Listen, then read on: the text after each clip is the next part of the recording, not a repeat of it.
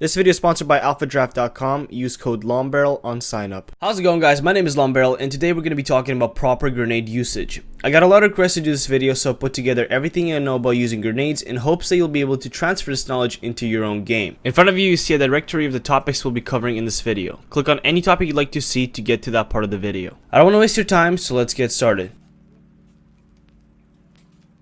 Before we get into technical stuff, it is again important to make sure you have the perfect setup for your grenades so you'd be ready to use them immediately should they come into play. Now, the best way to start is to evaluate your bindings. Nothing is more convenient than to pull out whatever grenade you need with a single press of a button. For this, go ahead and pull out your in-game keyboard/mouse settings, scroll all the way down to the bottom until you see HE grenade. For each grenade, excluding the decoy, set an individual key for every type of grenade. Now for me, my smoke grenade is my mouse's forward button, my flashbang is my mouse's mouse wheel button, and my Molotov is my mouse's profile switch button, which I unbound in the Logitech software and set it to a random button on my keyboard. Now as for my HE grenade, I left it on default settings as it will be the first thing you'll pull out whenever you press the 4 key anyway. Therefore, it's very convenient to leave it as is. Now you have free range to do whatever you want with your bindings and set whatever key you want, but just make sure those buttons are easily accessible and you're not interfering with your other binds. Alright, so you set up your individual grenade binds. You can also choose to set up your buy binds. Buy binds are great as they save you a lot of time and freeze time. Now to do this, open up your in-game console and type the following commands.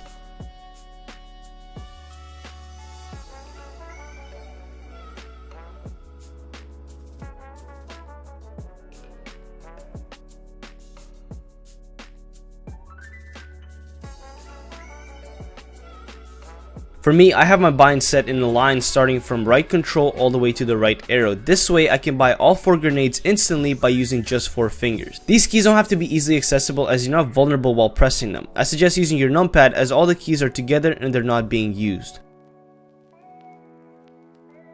Flashbangs are very versatile. They can be used in many ways to put yourself in an advantage, and they only cost $200. Obviously, the best way to use a flash is to blind your enemies to gain an upper hand in a fight. There are many ways to flash your enemies, and the most obvious way is to throw a flash that won't give your enemy time to react. This is called a pop flash. To know how to pop flash, you must have a good understanding of flash timing so you don't end up flashing yourself or fail to execute a perfect pop. To learn how to pop flash, I think the best way to start is to learn the different types of throws. The simplest throws are the left click throw and the right click throw. If you're at a medium distance, you can hold both clicks, which will do a middle throw. And here's where it gets interesting. Playing around with the timings of the clicks, you can find the right combination which will execute a throw to a certain distance depending on how long you held the keys. Instead of confusing you guys with this, I will teach you a neat little flash which is like an underhand flash but on steroids. To do it, simply right click once followed by a left click in succession. If you do this fast enough, it will execute a throw which is a bit beefier than the underhand throw. Now this throw basically eliminates the running underhand throw. It's perfect for situations where you might not want to start running to make the throw. It's also perfect for times where the distance might be an issue when trying to throw a pop flash. It's a little hard to get used to, but if you practice enough with it, you'll be able to do it effortlessly. Alright, so now that you know the different types of throws, we can focus on some of the ways you can put those throws into use. The most common one is the bank throw. This is performed by simply banking a flash off a wall or a surface for it to land in a certain spot. Bounce shots are similar, but instead of using a wall, you're using the ground to bounce it into the eyes of the enemy. Now, a good way to clear a corner is to perform an underhand jump throw. Jump throws are great in general as you're giving the throw that extra vertical velocity for it to go higher and gain more speed. Now, last but not least, one of the most useful throws is the backwards running throw. This is performed just like it sounds. Simply run back, click, and throw. This is good for those side corners where you're trying to throw a high flash. Now, if you know your flash timings, that throw is pretty much impossible to dodge. The key is not to let any flash go to waste. You don't want to be wasting a flash by pointlessly throwing it and not benefiting from it. Now, as long as it's able to help you with a task such as crossing an objective, clearing a section of the map, killing an enemy, preventing a push, denying information, contributing to a push, that flash was not wasted. Be mindful of how you use your flashes. If you understand the timing and the motive, each flash you throw will be an effective one.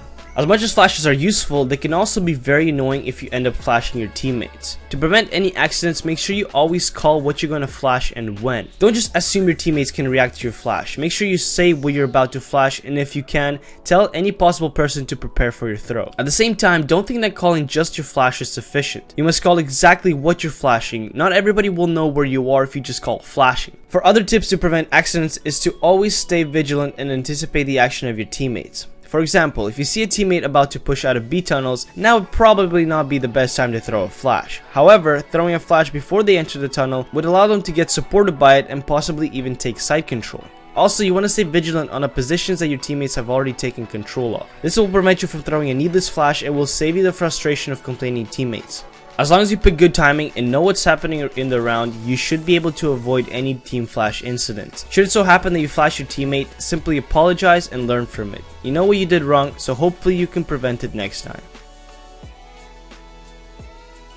Alright, moving on to something a bit more linear, the HE grenade. The HE grenade doesn't really have too many different roles other than blowing your enemy the fuck up. Costing just $300, it's not a bad investment to make if you're wondering what to spend your money on. The HE grenade will never do 100 damage to an enemy, but it still deals a considerable amount of it. It will deal up to 98 damage to unarmored opponents and up to 57 damage to armored opponents. The best way to use the HE is to blow up your opponents. The best strategy would be to save it as late into the round as possible. Too many people tend to chuck their grenade early in the round, completely wasting its potential. The reason it's best to save your HE at the end of the round is because at that point almost everybody has taken heavy hits and all you need is a well-placed HE grenade to finish them off. You'll find this is the most useful when attempting a site retake. Take the time to learn the common post-plant positions of every map. If you know the possible positions of the enemy, the next time you press your designated HE button, you'll be really happy you saved the grenade. Obviously, it won't always be the case that you save your HE till the end of the round. Sometimes you'll be forced to throw it early in the round for a kill opportunity. No matter what situation you're in, you should never throw a nade without putting a thought into it. The best and easiest nades to throw are the ones that already have pre-calculated angles. These angles are perfect for clearing the common spots around the maps.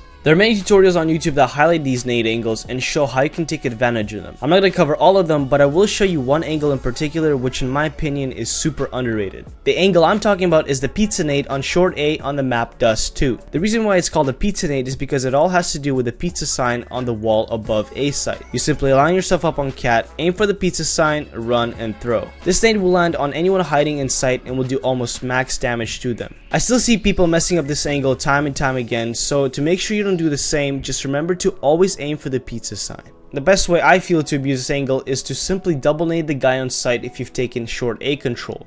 Simply ask your teammate to do a pizza nade and just watch as the guy on sight gets blown up into pieces. The key thing to this angle is not to let the goose player see you, or else you might be the one getting blown up into pieces. But what about angles that are not pre-calculated? What you do is before throwing, make sure you have a good understanding of where that nade is headed. You see, throwing nades is a lot like playing pool. You really gotta know how angles work before making this shot. Be confident in your throw and do your best not to waste your nade. Take the time to decide if it's worth it. Analyze the situation and make the commitment if necessary. Now for something that you may or may not know, the HE grenades are not only used to blow people up. In fact, you can actually use them as a form of cover. What many pro players do is nade the mid door gap on Dust 2 to allow themselves to cross to B without being seen. The beauty of this trick is that you can rebuy the HE and in the process save a smoke from being wasted. This trick can be applied to pretty much anywhere there's dirt. The explosion of the nade shoots a bunch of dirt up into the air, creating a smoke type effect.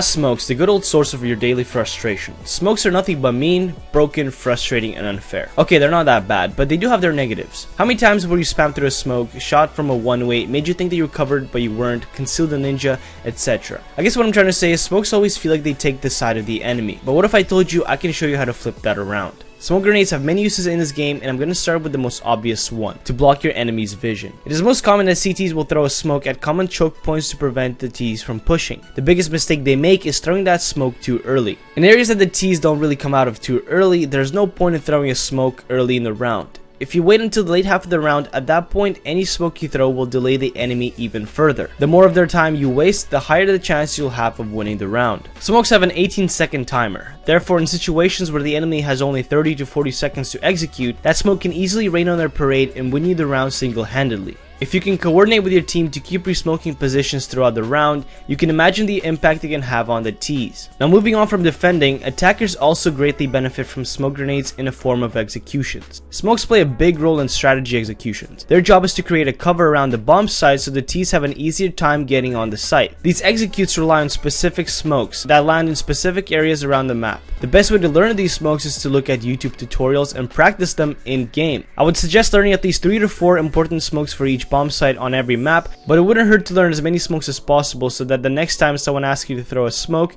you'd be ready to go. Smokes also have other great uses, one of which abuses their one-way vision potential. One-way smokes are a big bitch in this game as they abuse the smoke's transparent edge to gain an advantage over the oblivious enemy. If you wish to learn common one-way smokes, there are many YouTube tutorials out there on this topic. Be wary that most one-way smokes are already well known by most players, so if they see a one-way smoke attempt, they will most likely spam this smoke. For some other tips with smokes, one of which is you can use it as a cover while hiding from the enemy. At the same time, if you're burning in a Molotov, instead of panicking, put out the fire with your smoke. If you see an odd smoke, fire a few shots into it. There's a big chance an enemy is hiding it. And last but not least, if you're trying to defuse but the enemy is still alive, throw a smoke on the bomb and go for it. The smoke has many uses, but for every good use, it has just as many misuses. Play smart and think twice before throwing a smoke. A wasted smoke could come back and bite you in the ass.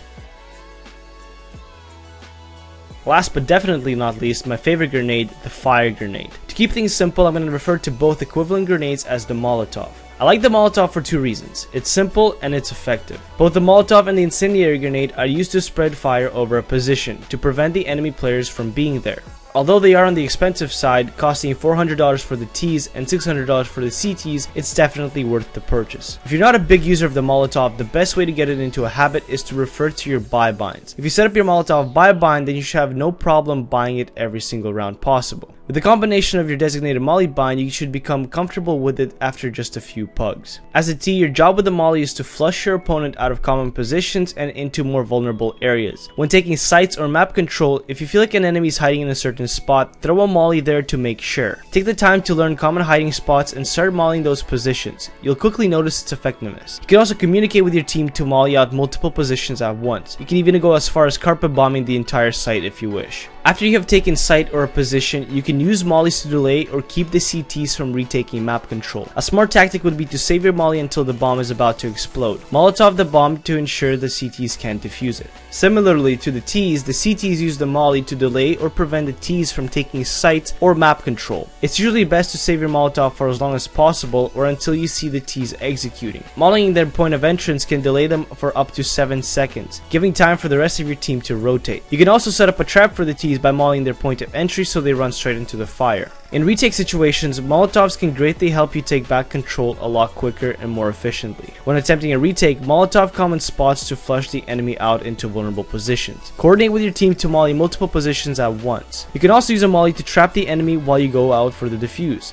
Just spray to Gabe if they don't have 100 HP. Now, being the most expensive grenade, wasting a molly is definitely not an option. Be really sure you're putting that molly into good use. Treat it with respect and it will reward you. Fuck around and it will screw you over. So in conclusion, each grenade has its ups and downs. You must learn what those ups and downs are so you can be successful in using each grenade. Don't be afraid to get creative with them. Find new ways to use them, but do your best to ensure no grenade is wasted. Thank you guys so much for watching. This took a lot of effort to prepare, so if you don't mind sharing this video and leaving a like, I would greatly appreciate it. I hope you guys enjoyed the video. My name has been Long Barrel, and remember, be water, my friends.